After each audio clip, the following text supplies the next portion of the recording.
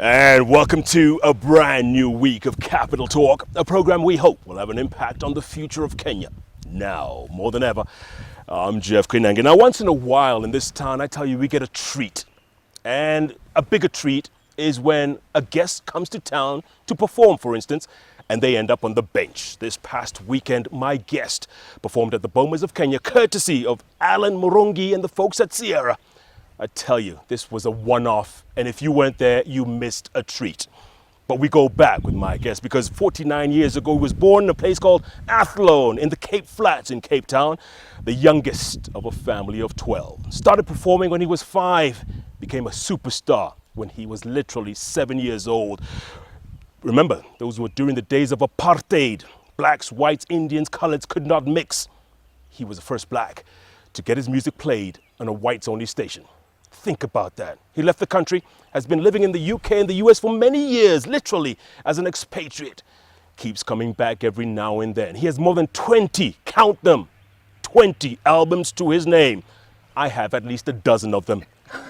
Almost lost count, but I tell you, this man, I could listen to him all day long. Amazing man, and he just loves life. And he loves God. But it took a while for him to find that God.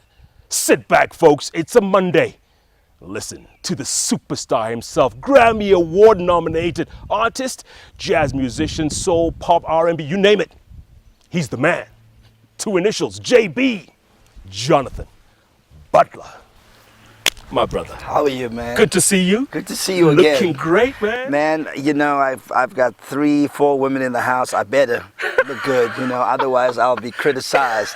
You know, I gotta tuck my tummy in, I gotta go to the gym, I gotta watch what I eat, watch what I drink, so I try to keep it together, man. And you're still making albums. I'm still making records, man. Thank God for that, you know, thank God for that. As a matter of fact, when I was 12 years old, I guess I kind of prophesied to myself, low did I know I was prophesying back then, that I will never be without a record deal.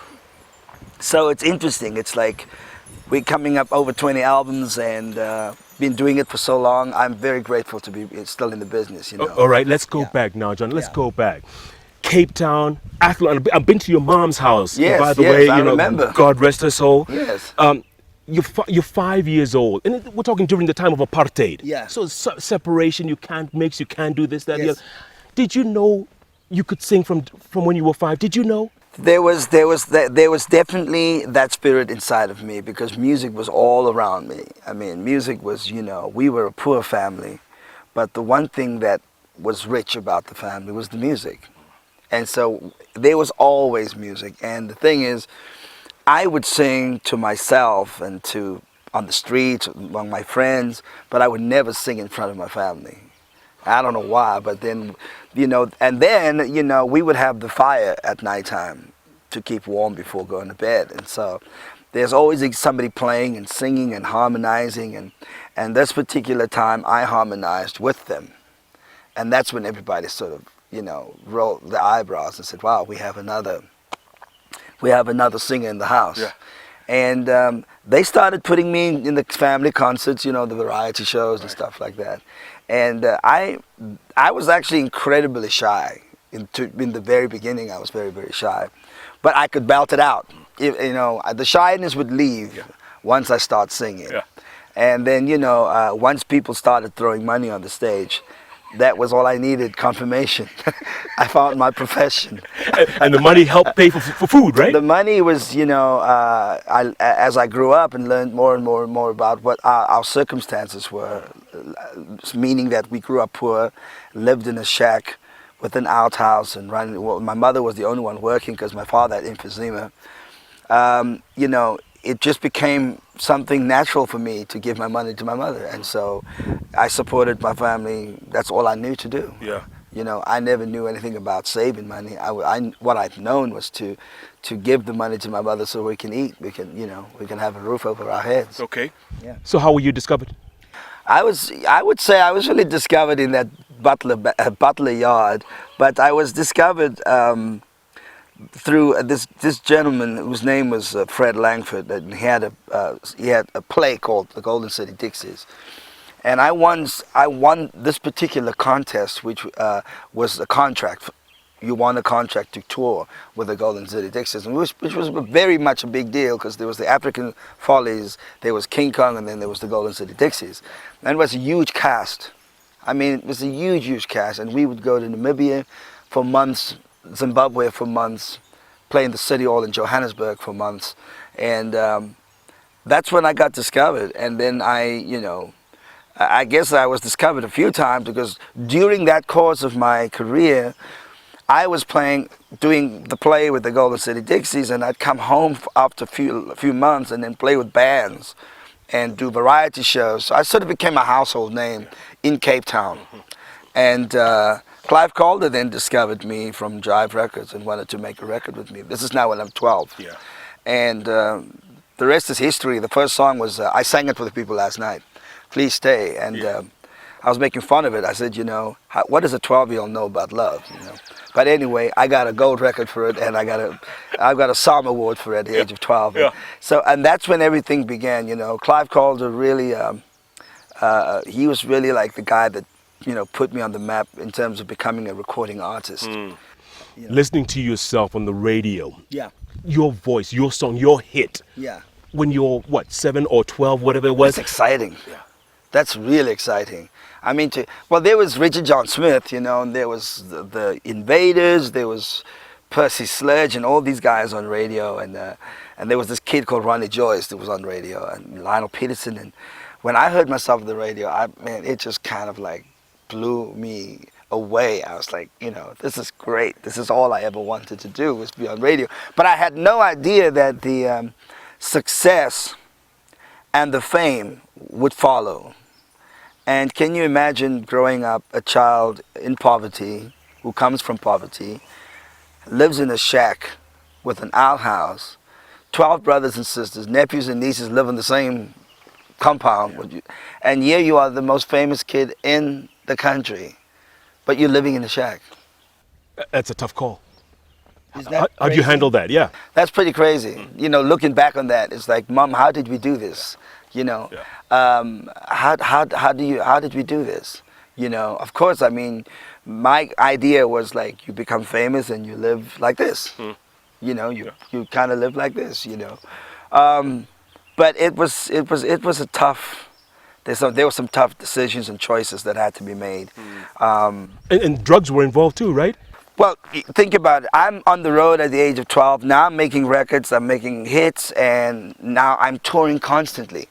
And I'm on the road with other kids and other grown-ups, and all they're doing is smoking weed, drinking, having sex. It didn't take long for us to start experimenting with weed and alcohol and sex. And once we got there, once that door opened, there was no return for some of us, And the only thing that rescued me was salvation, was giving my heart to Christ. But that took a while, didn't it? That took a long time. I mean, before that, I felt music was the one thing that I could hold on to, that was my salvation, because whenever I overdid something, like with mandrakes and weed, and I started going through a process where I was getting very sick. My body was rejecting these drugs, and so I was getting incredibly sick. And this is crazy, but somehow God sent this guy into my life, and he called himself my #1 fan, and my late brother-in-law, and we really connected, and he was instrumental in leading me to Christ. But it took a long time. I mean, I was hanging out with Becky Msuleko, Alan Quella, Duke Makazi. I was hanging out with all these guys from Johannesburg, and Stompy and Rajabani and the Rockets and this. I was hanging out, and because being the youngest in the show business, I was growing up in front of all of these guys, and they could all see what was happening to me. And being stubborn was a very negative trait, a bad trait that was in my character, was the stubbornness, to not listen. Right. And I surely listened when I gave my heart to the Lord. I finally listened, you know. And my life is what it is today, to the glory of God. Yeah. Your gospel album, I really love that one, man. Did that come Are you later? talking about Brand New Day? Yes. Yeah. No, that was later, but there was That was another later. gospel album back in the day. There was the Worship Project. Right. There was a Gospel According to Jazz with Kirk Whalum. Then I did Brand New Day. Then I did Gospel Goes Classical with Juanita Bynum, which was like one of my favorite records. Yeah. My favorite is Introducing Jonathan Butler. Oh man. Was that 87, 88? Yeah. Introducing was my lord. I was skinny back then, man. I was like With the flat top. I was like with a flat top, skinny. You know, gone are those days, man. Gone are those days. Yeah. But there's some good songs in there, like Berenice. Berenice, yes. Berenice, Thinking of You. Yeah, Thinking of You. Gentle Love. There were some great songs. Yeah. Crossroads Revisited. Crossroads, Yeah. And you know what's great about that era is that was an era where we were proud to let our music be where we're from. You know, it expressed to people where I was from. Yeah. And I think that is sort of something that's kept an incredible light and inspiration even now in the States, because people love when I go home and share that stories, you know. So yeah. And the other thing is, Jonathan, you never forgot your home, because a couple of albums later there was Heal Our Land. Yes, Heal Our Land. Yeah, that was during the struggle, when it was really at the height of the struggle, and you know, a lot of killing, a lot of torturing, a lot of violence. And I was in London, and I was at church, and I really heard I heard it clearly, God giving me the song Heal Our Land. And I went home. I met up with I'm sure you would know this guy, Labi Shifri. Labi Shifri. Did something inside so strong. So we connected, and as a matter of fact, we wrote Sing Me Your Love Song together. We wrote Heal Our Land together, and it was a very important song for me, because, you know, it was a time when people were saying, man, why aren't you writing political songs? Why, as a South African, there's so much going on in your country, why don't you, you know? And I still firmly believe my weapon was love through music, you know, and reconciliation and unity. Yeah. That was my weapon.